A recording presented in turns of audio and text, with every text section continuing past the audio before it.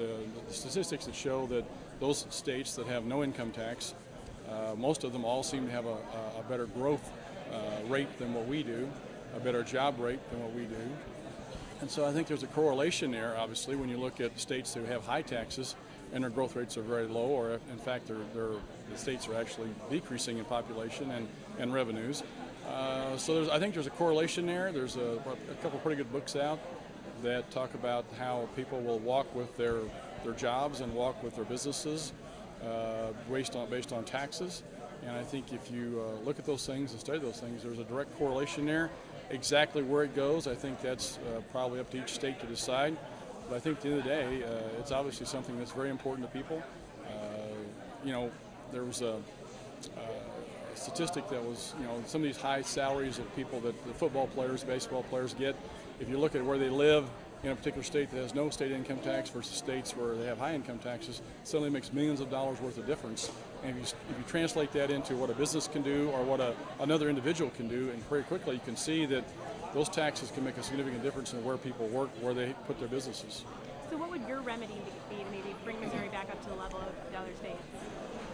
Well, I think that, from the state standpoint, they just have to look at what we can if we can wean ourselves off of corporate and state and state income taxes and put more on the sales tax side, I think that'd be very productive.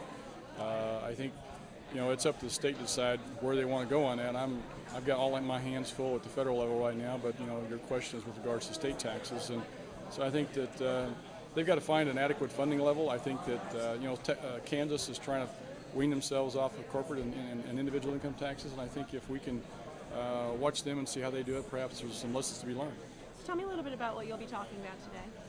Well, I think we're going to talk a little about the sequestration situation in Washington, the budget situation, the deficit situation. We've got 5 or 6 different things that are sequenced here in a row that, the fiscal cliff, the debt limit, the sequestration, the extension of the budget, our new budget presentation here probably mid-April, and then the new debt limit discussion in probably mid-May.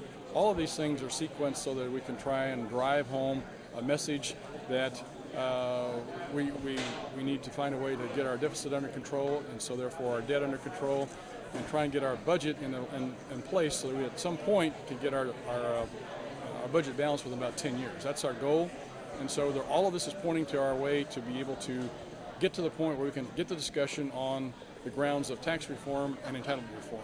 Get to those two things. Those are the two big things that can help us decrease our government spending as well as grow our economy. And all the things up to now have been precedent to that. And so we're getting ready to have some really interesting discussions shortly. Is there a time frame maybe when these discussions will start? Maybe when we'll be able to see maybe some sort of agreement toward a budget, maybe anything like that? Do you have any time frame or no? Well, if you judge the future by the past, we manage by crisis rather than actually managing by competent management practices. So it's hard to give you a timeline on it, but I think that end of the month here we have to have a budget extension, so that's going to be something. We've already passed the bill in the House. The Senate's looking at it. They're trying to figure out what to do with it.